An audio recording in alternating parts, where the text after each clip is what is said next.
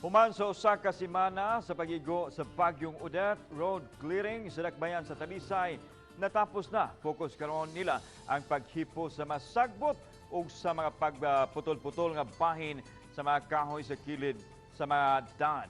Anang report ni Femery Dumabo. Kining mga dump truck ug ang dagkong mga ekipo sa Bureau of Fire Protection ang mutuyok sa kadalanan sa dakbayan sa Talisay. Saysay ni Alvin Santillana, Pangulo sa Talisay City Disaster Risk Reduction and Management Council, nga gihuman nila sa miaging semana ang paghawan sa mga nakaalis sa bisan asa nga daan sa syudad. Ilang gipunting karon ang pagkuha sa dagkong mga kahoy, sanga, mga bali nga bahin sa poste ug sa ubang nakababag sa daan ug bisan na naa sa daplin sa daan. Dinhi sa City Hall ground ibutang ang mga makuha nga debris. Para makabalik dayon ang mga trucks para mahipos ang tanang debris.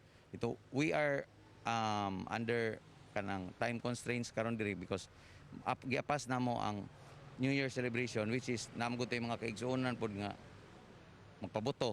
Miabag ang mga sakop sa BFP Region 6 nga miabot sa Subo niadtong Pasko isip augmentation sa BFP 7. Augmented kami to Region 7 para tumulong sa clearing, rescue at saka retrieval operation, ma'am. So yun.